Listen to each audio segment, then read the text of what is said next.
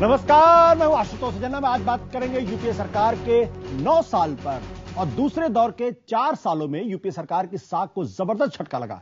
इसका सबूत है वो सर्वे जो कल IBN 7 और GfK मोड ने दिखाया था। और उस सर्वे के मुताबिक जो 12 शहरों में किया गया था, सरकार की लोकप्रियता कहीं ना कहीं बहुत कम नजर आती है। 68% लोग कह रहे हैं कि यूपीए सरकार को सत्ता में नहीं रहना चाहिए, तो 61% लोगों का मानना है कि प्रधानमंत्री मनमोहन सिंह को ही हटा देना चाहिए। उधर दूसरे जो सर्वे हुए उसका अगर हम आपको हवाला दे दें तो इंडिया टुडे सी वोटर का सर्वे कहता है कि आज चुनाव हो तो यूपीए सरकार को 95 सीटों का नुकसान होगा। तो एबीपी AC नीलसन का सर्वे 91 सीटों के नुकसान की बात कर रहा है। सवाल है, आखिर यूपीए सरकार को यह झटका क्यों लग रहा है और क्या वाकई सरकार की साख इतनी खराब हो गई है कि आने वाले दिन उसके लिए बड़े मुश्किल भरे दिन है।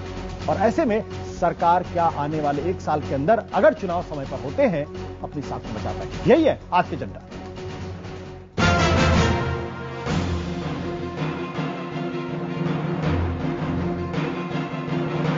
यूपीए की दूसरी पारी के 4 साल पूरे हुए,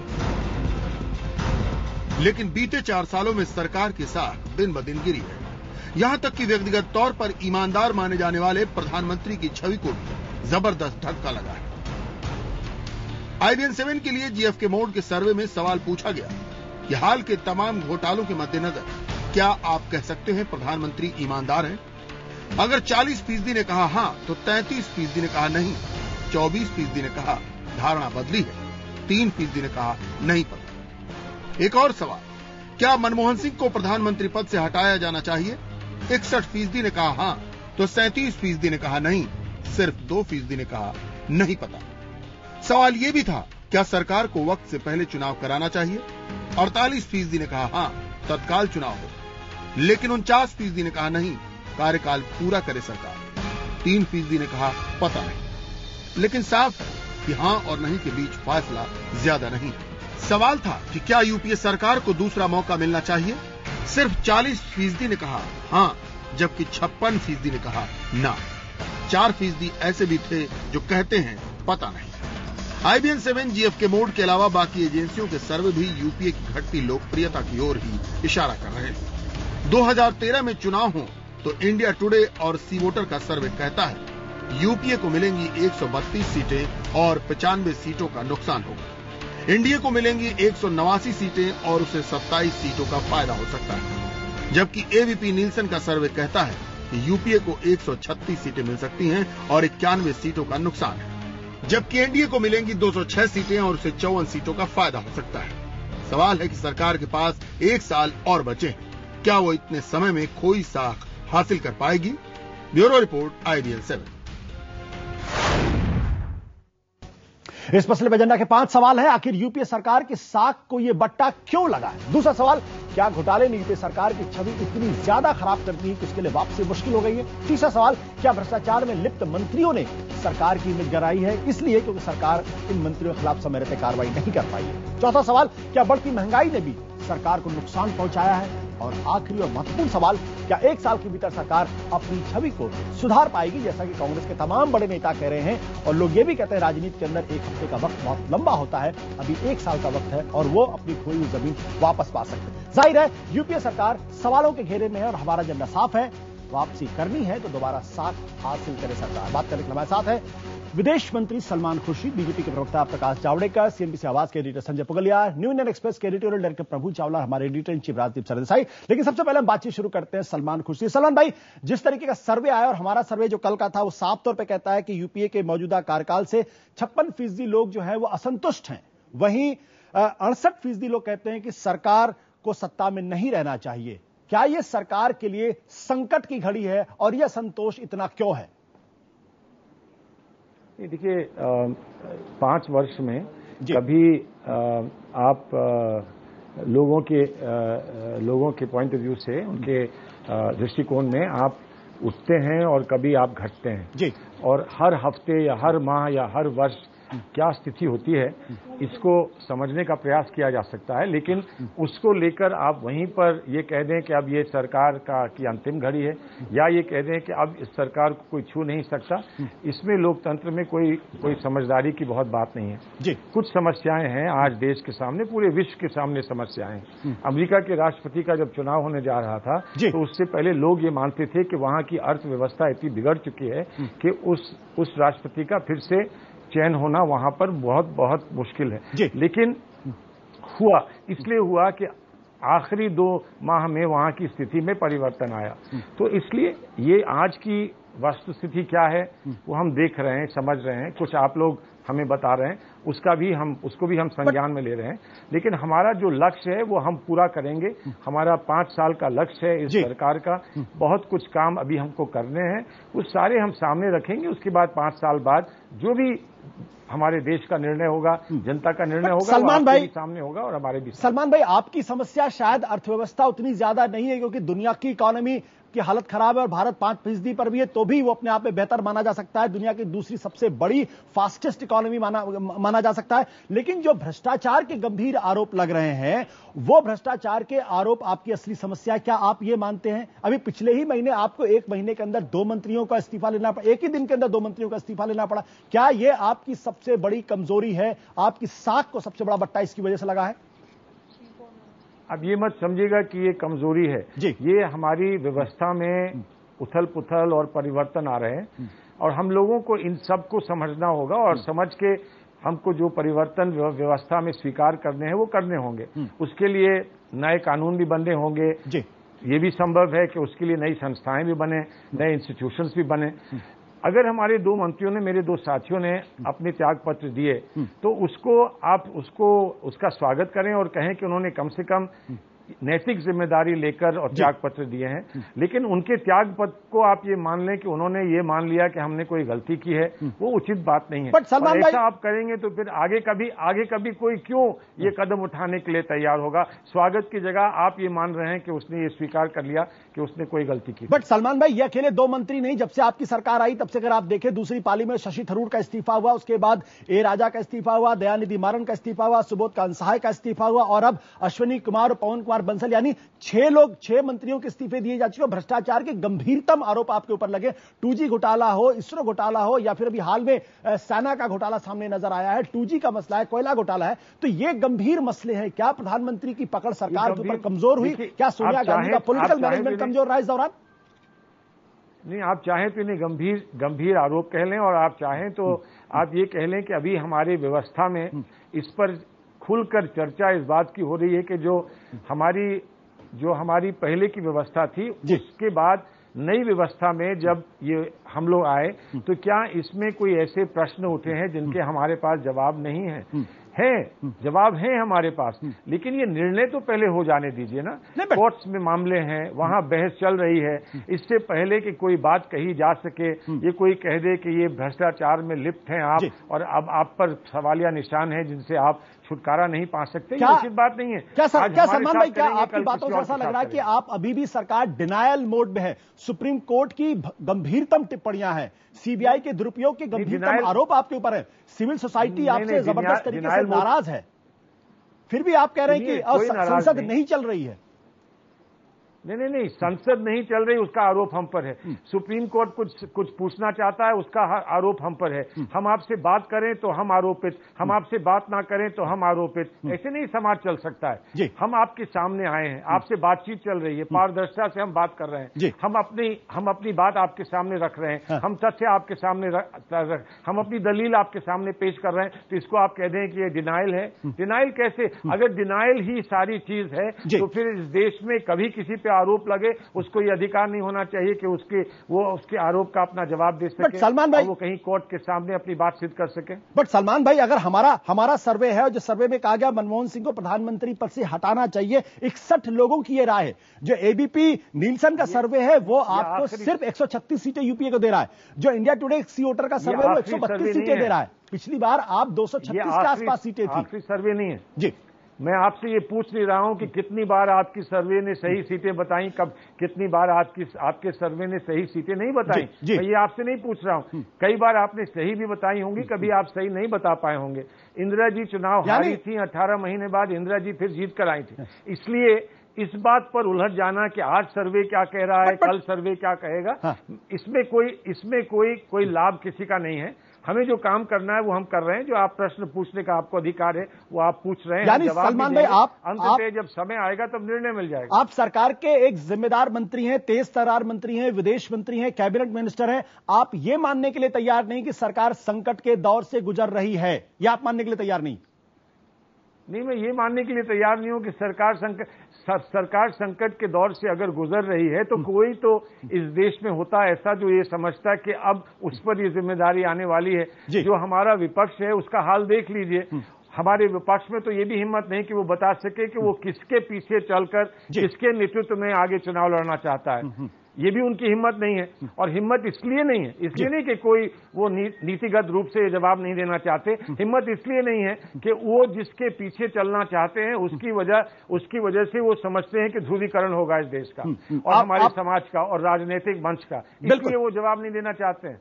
प्रभु, आपने सलमान खुर्शीद की पूरी बातचीत को सुनी, क्या आपको एहसास हुआ कि सरकार अभी भी डिनायल के मोड में है क्या?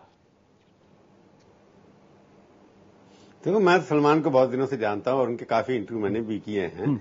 अब सलमान जो नया उनके ऊपर दायित्व बताया है, वो एक आज डिप्लोमेटिक भाषा बोलने की आदत पड़ गई है उनको। वो अंदर से क्या चाहते हैं, क्या समझते हैं, उनको डिप्लोमेटिक तरीके में कहना नहीं चाहते। किसी को बुरा भी कहना होगा, वो कहते हैं कि we can improve our relations. ये नहीं कहेंगे ये नहीं खराब हैं। तो सलमान भाई ने अपनी भाषा में कह दिया है कि जो भी हमें करना होगा हमें करना होगा और करेंगे, यानी कि कुछ गलत है तो हम ठीक करेंगे। डिनायल के बोर्ड में हर एक पार्टी है, चाहे बीजेपी भी हो, कांग्रेस भी हो, क्योंकि कांग्रेस का सर्वे आया इसलिए न्यूज पॉइंट है हमारे पास है कि आज की स्थिति ये बताती है कि कांग्रेस की पारदर्शिता होती हो या ना होती हो, परंतु साख बुरी तरह गिरी है। ये एक हमेशा ओपिनियन पोल शर्मा भाई जो कह रहे हैं कि गलत भी निकले हैं, परंतु डायरेक्शन ओपिनियन पोल की हमेशा ठीक रही है। जो हमारा ओपिनियन पोल जो भी होता है हर अखबार का या टेलीविजन चैनल का, पिछले 30 साल से लगभग 35 साल से मैं ओपिनियन पोल से जुड़ा हुआ हूं, हर ओपिनियन पोल की डायरेक्शन हमेशा ठीक निकली है। तो इसलिए ये कहना कि ये पोल गलत भी हो सकता है, ठीक नहीं होता है। जो आज स्थिति है सलमान भाई उसको स्वीकार करें कि उनके यहाँ साख में उनकी गिरावट आई है। और दूसरी बात यह है कि मैं एक कल सवाल भी उठा रहा था, आज फिर उठा रहा हूं ओपिनियन से, सलमान भाई को यह सोचना चाहिए कि 2004 के बाद जब चुनाव आपका हुआ, डॉक्टर मनमोहन सिंह इस देश के हीरो थे और नरेंद्र मोदी अर्बन इंडिया में विलेन माने जाते थे। आज स्थिति पलट गई है। अर्बन इंडिया के अंदर मनमोहन सिंह विलेन माने जाते हैं और नरेंद्र भाई जो हैं वो हीरो माने जाते हैं। प्रभु, ये सवाल ये जो सवाल आप उठा रहे हैं महत्वपूर्ण सवाल है। 2009 के चुनाव में भी जो कांग्रेस की सरकार है, यूपीए सरकार को फायदा मिला, उसका बहुत बड़ा क्रेडिट मनमोहन की अपनी इंटीग्रिटी, उनकी ऑनेस्टी को गया। संजय, ये जो 2009 में जब इतना सब कुछ बहुत अच्छा चल रहा था तो अचानक क्या कुछ गड़बड़ हुआ? क्या पॉलिटिकल मैनेजमेंट ढीला हुआ सरकार का, या मनमोहन सिंह कहीं चुकते नजर आए? पहला कंफ्यूजन तो इनके बीच में यह था कि मनमोहन सिंह जी, सोनिया जी, प्रणब बाबू और राहुल, इनके बीच में चौखंबा राज चले कैसे, उसको झेलते रहे। उसके बाद दूसरा बड़ा इनको बीमारी लगी, वो थी अहंकार की। और तीसरी बीमारी थी कि कुछ भी आ जाए उसको हमको ब्रेजन आउट कर लेना है, जस्टिफाई कर लेना है। इसीलिए मई 2014 में जब चुनाव होंगे तब तक ये लोग अपनी कोई गलती नहीं मानने वाले हैं। और सच कह रहे हैं सलमान भाई कि सरकार संकट में नहीं है, सरकार के कारण देश संकट में है। क्योंकि जो सबसे बड़ा मौका था इस देश को आगे बढ़ाने का, उसको इन्होंने गंवाया, जबकि लेफ्ट का इनके ऊपर कोई दबाव नहीं था। पूरी इनके पास ताकत थी, जो चाहते थे कर सकते थे। लेकिन करप्शन से बड़ा मुद्दा गवर्नेंस पर जीरो रिजल्ट दिया है इन्होंने। बिल्कुल, आपने कहा जीरो रिजल्ट। राजदीप, 2004 से 2009 तक इसी सरकार के गवर्नेंस को हर आदमी तारीफ कर रहा था। इकोनॉमी 9% के आसपास जा रही थी। 2009 के बाद लगा कि बीजेपी तो शायद 2019 का भी चुनाव नहीं जीत सकती। और एक साल के अंदर क्या ये गवर्नेंस की क्राइसिस थी, या सोनिया मनमोहन के बीच का जो बैलेंस था वो टूट गया, या राहुल गांधी रिलक्टेंट थे, जो स्पेस सोनिया देना चाहती थी वो नहीं ले पाई, उसका नतीजा था? कई कारण है, एक कारण तो नहीं है। 2004 और 9 के बीच में जो आर्थिक व्यवस्था थी वो दुनिया भर आगे बढ़ रही थी, तो भारत को भी उसका फायदा हुआ, सरकार ने उसका फायदा लिया। 2009-10 के बाद जो गिरावट ग्लोबल इकोनॉमी में आई, उसका नुकसान भी इसी सरकार को भुगतना पड़ा। 2004 और 9 के बीच में इस सरकार के पास एक कॉमन मिनिमम प्रोग्राम था।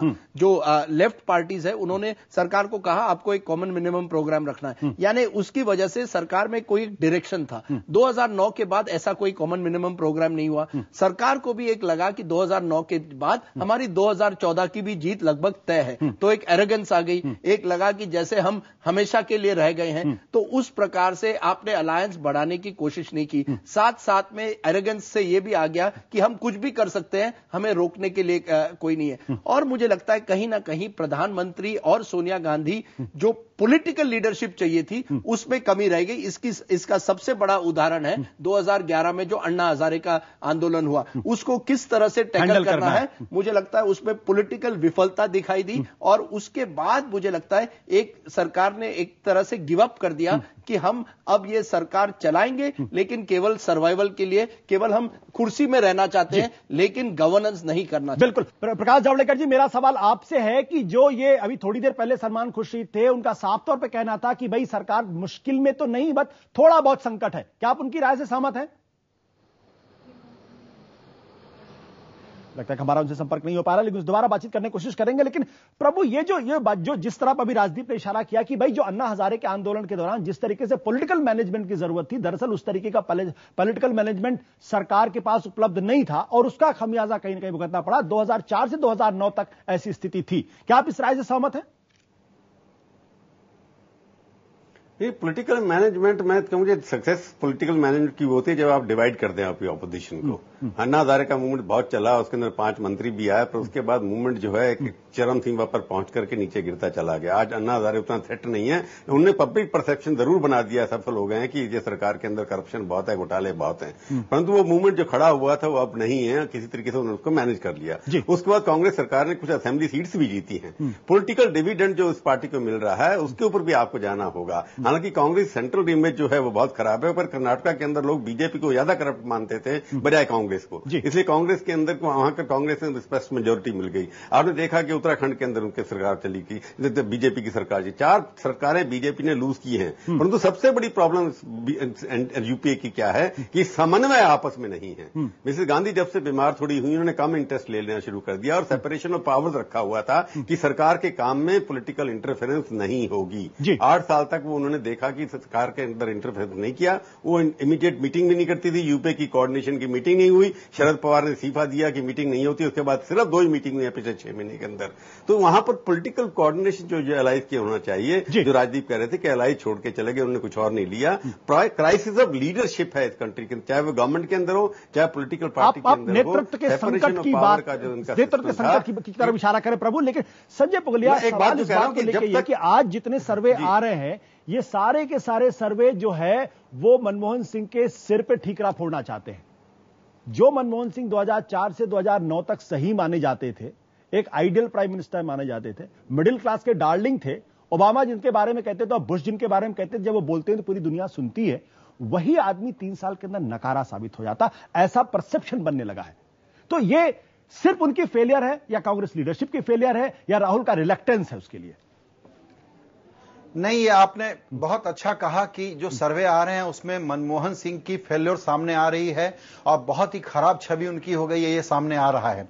आज हम लोगों पर एक इल्जाम लगा है, हमारे एक मित्र ने एक कॉलम लिखा है जिसमें कहा है कि ये ओपिनियन पोल कांग्रेस को और मनमोहन सिंह को अलग करके दिखाने में कांग्रेस की स्ट्रेटजी कामयाब होती भी लग रही है, जहां वो अपने आप को इंसुलेट करेंगे कि सोनिया गांधी को ब्लेम मत करिए, उनका क्या लेना देना, सरकार चलाने की छूट तो आपको दे रखी थी, माफ करिएगा, कोई महत्वपूर्ण फैसला लेने की छूट डॉक्टर मनमोहन सिंह को न थी, न है, न होगी। सारे फैसले पॉलिटिकल हो या गवर्नेंस के हो, यहां से कंसल्टेशन के बगैर होते नहीं थे। जहां तक सवाल है कि पब्लिक का मूड क्या है, तो जैसा अभी जिक्र हो रहा था कि डायरेक्शन सही होता है सर्वेस का, तो मैं ये जोड़ना चाहता हूं, याद रखिएगा कि डायरेक्शन हमेशा चैलेंजर के पक्ष में, जिसके साइड में अपसाइड होता है, उधर मोमेंटम ज्यादा होता है, तो इस डायरेक्शन को चैलेंज नहीं करना चाहिए कांग्रेस को। और असेंबली के चुनाव सामने आ रहे हैं, अभी भी 1 साल का मौका है जहां वो कुछ रिट्रीव करने की कोशिश करें, पब्लिक को कॉन्फिडेंस मिले। वो होता हुआ नहीं दिख रहा है, नकली बातें हो रही हैं। भारत निर्माण के नाम पर जो कैंपेन है, मुझे डर है कि यह कैंपेन भी पब्लिक में ठीक से कन्वे हो पाएगा। ये कहीं शाइनिंग इंडिया वाला कैंपेन ना हो जाए जो है। राजदीप, मनमोहन सिंह को ज्यादा असर्ट करना चाहिए था इस दौरान, वो असर्ट नहीं करे, बोला नहीं उन्होंने। देखिए, मुझे लगता है कि हम बार बार कहते हैं मनमोहन सिंह ने असर्ट करना चाहिए। बात यह है कि मनमोहन सिंह ना मास लीडर रहे हैं, ना वो लोकसभा से आए हैं, वो एक ब्यूरोक्रेट रहे हैं। अब आप ब्यूरोक्रेट को कह रहे हैं कि ऐसे अरेंजमेंट में जहां पॉलिटिकल लीडरशिप 10 जनपद में है, कांग्रेस पार्टी निर्णय लेती है, एक ऐसे अरेंजमेंट में आप कह रहे हैं मनमोहन सिंह ने असर्ट करना चाहिए। अगर वो असर्ट करते उनकी कुर्सी चली जाती शायद। पर 2009 के बाद तो जो उनकी हैसियत बनी थी, लेकिन हैसियत अगर बदलती है, लेकिन जब आदमी ब्यूरोक्रेट रहता है तो बाबू ही रहता है। ये बात मनमोहन सिंह की ये खासियत भी है, लेकिन वो उनकी कमजोरी भी है। कि खासियत यह है कि उनकी पर्सनल जो इंटेग्रिटी है, पर्सनल ऑनेस्टी है, वो ईमानदार व्यक्ति है। लेकिन केवल ईमानदारी से काम नहीं चलता, क्योंकि जब आप राजनीति में आते हैं, आपको अपने सहयोगी दल को लेकर चलना पड़ता है, आपको कठोर निर्णय लेने पड़ते हैं। और मनमोहन सिंह ने कहीं ना कहीं, मुझे लगता है, ये एक मिस्टेक की कि 2009 के बाद, जैसे आपने कहा, वो शायद कोशिश तो कर सकते थे, लेकिन शर्मल शेख के बाद जिस तरह से उन्होंने कोशिश की 2009 में, और फिर पार्टी ने जो उन पर हमला बोला, उसके बाद मुझे लगता है मनमोहन सिंह ने कहा, यार अब मैं कोई बड़ा निर्णय नहीं लूंगा, अब जो पार्टी चाहती है उसी जो हमारे सहयोगी दल चाहते हैं उसी डायरेक्शन में जाएंगे। अगर ममता रेल मंत्रालय चाहती है उन्हें भी ठीक है, अगर डीएम के टेलीकॉम मंत्रालय चाहते हैं तो उनको भी ठीक है। बिल्कुल प्रभु, एक सवाल यहां पे है, वो सवाल कभी कभी सत्ता के कॉरिडोर में घूमता है और राजनीति यंत्रों का खेल माना जाता है। तो जिस पोजीशन पे मनमोहन सिंह 2009 में आ गए थे, एक हाइपोथेटिकल सवाल है, क्या कहीं अंदर से सबोटाज भी हुआ क्या? नहीं, 2009 में 2008 के अंदर देखा, न्यूक्लियर पॉलिसी के अंदर उन्होंने जिद पकड़ ली थी कि इसको पास कराऊंगा, नहीं तो मैं रिजाइन कर दूंगा। वो पास हुआ। सवाल यह है कि मैं मनमोहन सिंह जी का, हम लोग कोशिश कर रहे हैं कि मनमोहन सिंह और कांग्रेस पार्टी में डिवीजन ऑफ पावर था। सवाल ये कि जितने भी इकोनॉमिक एजेंडा है, मनमोहन सिंह को टोटल फ्रीडम है। अगर मैं सवाल खड़ा करता हूं कि अश्विनी कुमार को लॉ मिनिस्टर किसने अपॉइंट किया, हम सब मीडिया वालों ने कहा नहीं, ये मनमोहन सिंह की चॉइस थी। अगर हम कहें कि कपिल सिब्बल को कम्युनिकेशन किसने अपॉइंट किया, सब यही कहेंगे कि मनमोहन सिंह जी ने अपॉइंट किया। जितनी भी इंपॉर्टेंट पोजीशन इस देश के अंदर है, अगर फाइनेंस मिनिस्टर की चॉइस चिदम्बरम के ऊपर, दोनों की चॉइस होती है, पर मनमोहन सिंह भी उनको चाहते थे। सवाल ये, हर आर्थिक एजेंडे के ऊपर टोटल फ्रीडम मनमोहन सिंह को मिली। जब 2009 के अंदर इकोनॉमिक क्राइसिस हुआ तो मनमोहन सिंह और बाकी हम लोगों ने ये कहा, देखो वर्ल्ड में क्राइसिस, परंतु हम सर्वाइव कर रहे हैं। अब हम कहते हैं कि वर्ल्ड में क्राइसिस इसलिए हम हो रहे हैं, ये बात नहीं है। सवाल ये कि मनमोहन सिंह को जितनी फ्रीडम दी गई थी, उन्होंने उसका प्रयोग नहीं किया। अटल बिहारी वाजपेयी ने भी अपने अलाइज को वही मिनिस्ट्री दी थी जो वो मांगते थे। वो अरेंजमेंट अभी भी चल रहा है, जो अरेंजमेंट एनडीए का था वही अरेंजमेंट यूपी के अंदर चल रहा है। सवाल यह है कि अटल बिहारी वाजपेयी एक लीडर थे, वो लोगों को बुला के उनसे बातचीत करते थे। मैं ये जानना चाहूंगा कि डॉक्टर मनमोहन सिंह ने अपोजिशन के महान नेताओं को बुलाकर कब एक सीरियस डिस्कशन किया? कभी भी नहीं किया।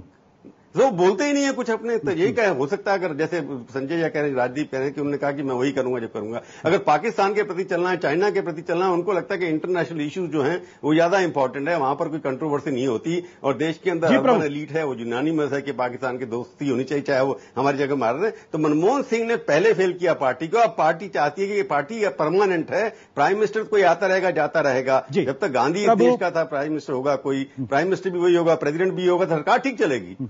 तो दोनों पोस्ट एक ही के पास होनी चाहिए। प्रभु, जो बातें आप कह रहे हैं, इन बातों को आगे चर्चा में लाने की कोशिश करेंगे। वक्त छोटे से ब्रेक का, लेकिन ब्रेक के बाद हम कोशिश करेंगे, अभी 1 साल का वक्त, कम से कम थ्योरेटिकली 1 साल का वक्त जो है वो अभी सरकार के पास है। क्या इन 1 साल के अंतर्गत कांग्रेस के तमाम बड़े नेता ये मानते हैं ऑफ द रिकॉर्ड की भाई मुश्किल है, संकट है, लेकिन 1 साल का वक्त बहुत होता है। बहुत सारे ऐसे सोशल सेक्टर में उनकी स्कीम और प्रोजेक्ट है जिसके बदौलत वो दोबारा सत्ता में वापस आने की कोशिश करते हैं। और नरेगा का एग्जाम्पल दिया जाता है। क्या वाकई ऐसा हो सकता है? क्योंकि राजनीति में कहते हैं 1 हफ्ते का वक्त जो है वो बहुत मायने रहता है, तो 1 साल का वक्त तो बहुत बड़ा वक्त है। छोटे से ब्रेक के बाद